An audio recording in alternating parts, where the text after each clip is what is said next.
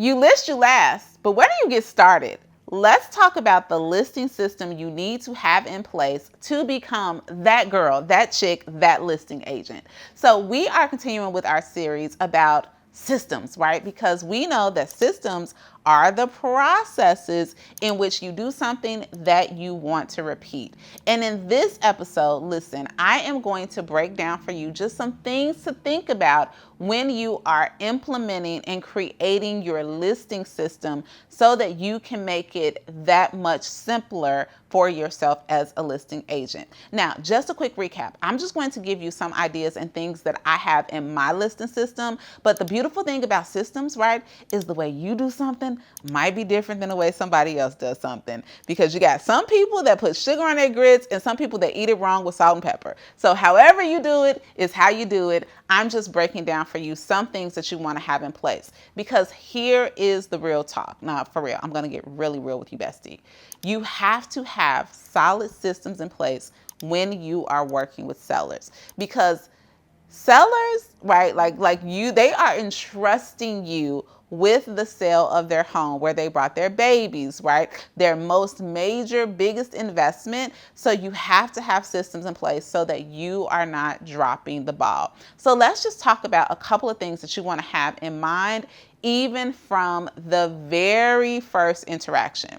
So when you are on that first phone call talking to a seller, the first part of your system has to be following Papa. Now, I can't get into it in this video, but pretty much those are the questions that you're going to ask because before you even go to that appointment, you need to clearly understand, where is the property located? Do they have a payoff? How much are they expecting to walk away with? And most importantly, Mr. Seller, Mrs. Seller, are you motivated? Why do you even want to sell this house, right? And I'm going to tell you right now, if they just kind of want to see what happens, they don't have to move, then you need to dig a little bit deeper. There needs to be a motive for them to want to list the house.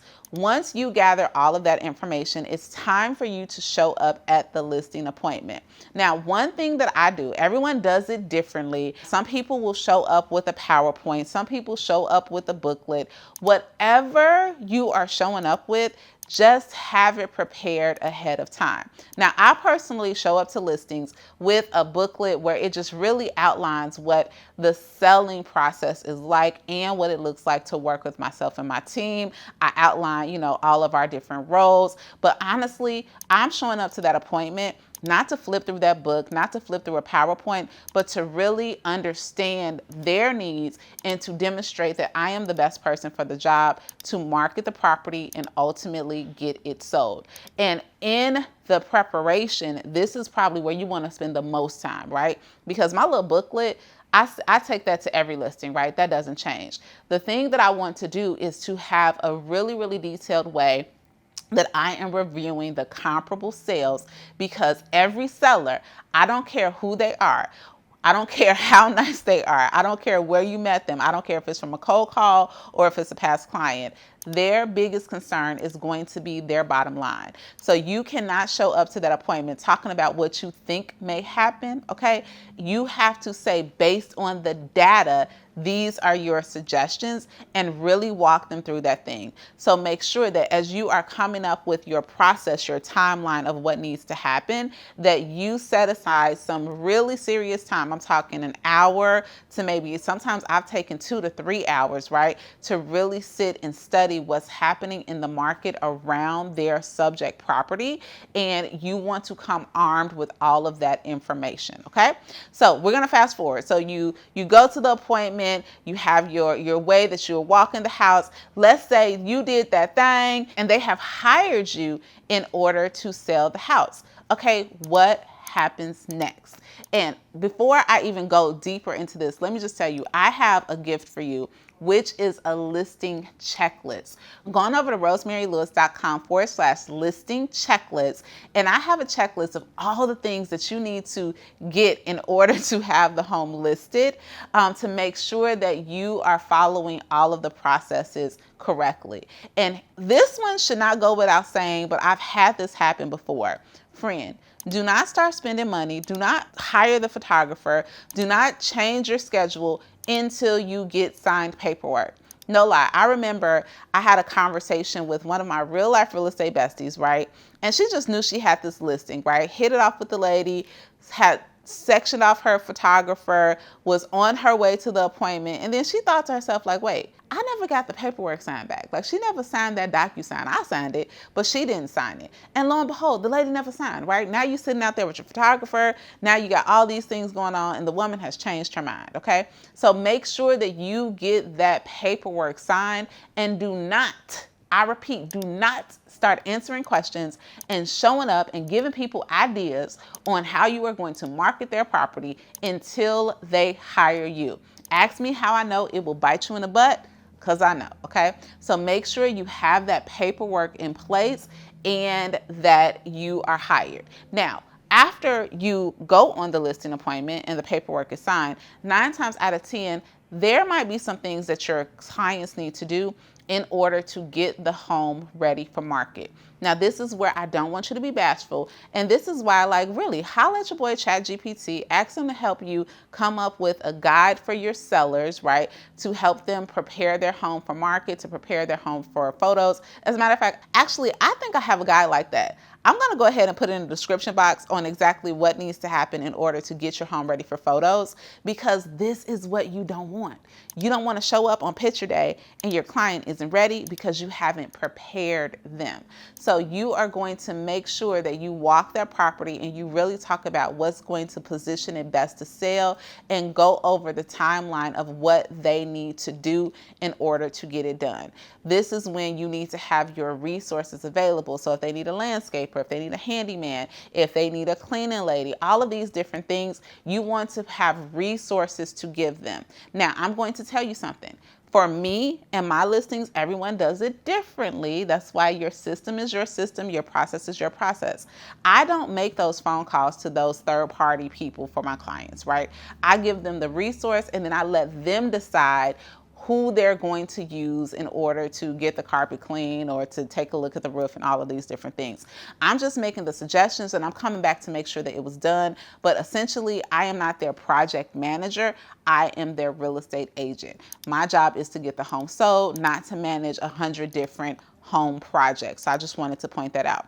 So after you have whatever that timeline is, and honestly, when I look at what my normal conversations are when I'm even at the listing appointment, I let my clients know, hey, even for the houses that already present very well, once you start decluttering and packing and putting things away, on average, I see that it takes us sometimes 2 to 3 weeks in order to get the home ready for market. And I let them know, hey, if you can beat that timeline, great. But what I don't want to do is I don't want to overwhelm you. I don't want you to be rushed. And I don't want us to, to move so fast that we are not positioning the home in its best light to sell. Now, I do understand that sometimes you have sellers that have very time-sensitive demands, and you may have to show some flexibility, but this is the overall system and the way that I'm having conversations. Now, in that time frame, this is something you need to think about in your system and in your process. From the time that you sign the paperwork to the picture day, if it's going to be 2 or 3 weeks, how are you going to stay in front of them? How are you going to keep them motivated? What are the check-ins going to be? Do you want to pop by with a very small token of, hey, we're doing this, right? A lot of times during this time for my clients, I will send over moving labels, right? I will send over little labels that I get from Amazon that are moving stickers where they can label exactly what room things will go in, because most times when we are preparing to list a property, we are slimming things down, we're starting to pack stuff up, and I just want to keep up that energy, right? I don't want that 2 weeks to pass and they just start cleaning their house up and looking around like, oh, I should stay here. Nah, we moving, okay? So what are you doing in the meantime to keep them motivated and keep them pressing towards the goal? And also, if they are buying something else, this may be a really good time too to just really be getting them excited. Like I tell my clients, in best case scenarios, we are not going to get out and start looking at houses until your house is at least under contract, especially if there's a contingency. But start going to open houses. Just start getting excited about what your next move is. Then from there, okay, from there, when it is time for the photos, you have to over communicate with your sellers. You need to over communicate not only your expectations, but what they get to expect, okay? So before I go for photos, one thing that I have learned that I need to have in place is if I have scheduled for the photographer to come out on Wednesday, on Tuesday, I'm walking that house, right? I'm going to go walk the house. We're going to FaceTime because everybody's clean and everybody's market ready isn't the same thing.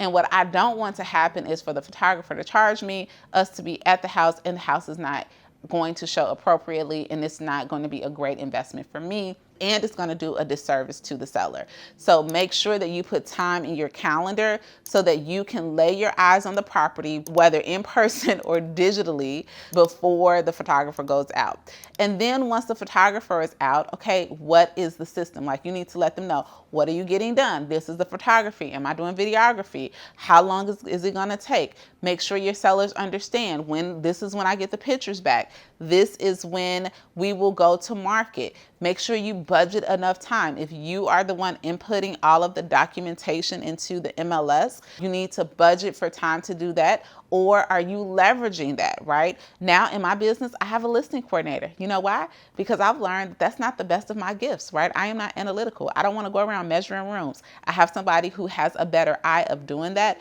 And it's so worth it to me to employ her to do that instead of me doing it myself. While she's out here coordinating that listing, I'm out taking another one. But you need to make sure that you have a system in place on how that is going to happen, right? Who's going to put in all of the information, who's going to review the pictures with the photographer, and from the time the photos are done, when will the house actually be live? Make sure, again, I cannot overemphasize that you have to make sure that your sellers know exactly what to expect. And when it comes to the house actually going live, this is a mistake that I used to have, a system that I didn't have in place, is that I would put the house live on the MLS. I would post it all over my social media, but I never reached out to my seller and said, your house is live. So is there a template that you can use? Can you have, just a standard form of an email that you send to say, hey, your house is live. Here are the links. Here are the flyers if you want to post it and share it with your friends. Make sure that your sellers have that. And then finally, this is also something that you need to have in place, because sometimes people think, oh, my house went on the market. I'm going to have 97 people show up to make appointments today. Baby, take some time in your process to explain to your sellers what is the common market activities, what are the number of showings that we can expect. Make sure that you all have talked through exactly, how they will go about showings, how they will approve them, if you're going to be using a showing service. Like, these are all just very small things, but you want to make sure that you are walking them through it, because the better we prepare our sellers on what to expect, the better they are, or the more confident they're going to feel just when market does what market does. So I'll give you a great example. I recently had a listing come to market, and my client is really excited. We walked through all of these different things, and when I told her, I said, hey, this is when we are going to set up. I want to make sure that we are ready for showings on such and such date. But based on market activity, it would not surprise me if we didn't get a showing until blank. And you know what? I am so happy that I had that conversation with her, because the last time that she sold a house, the market looked very different. There was very limited inventory where she sold a house previously, where there were no homes for sale that last time. In the area where she's selling her house now, there are about 20 comparable homes for sale. So if she would have been going into our initial listing weekend with the same expectation of the last time, then she would have thought, oh my gosh, Rosemary is doing something wrong. This was a mistake. I shouldn't have listed my house. If I didn't have the system in place to talk to her about market activity and what to expect over the next couple of days and weeks, then it would have shown up as a disaster. It would have planted seeds of doubt. And I'm just so grateful that we had those in place. So again, those are just a couple of things that I want you to think about. And remember, I can't emphasize this enough. Your system is your process, okay? So you just want to start documenting your process so that you can repeat it. Now, if in the next video you want me to talk about buyer systems that you need in place, go ahead and tell me in comments. And depending on how many comments we get, we'll come back around with it.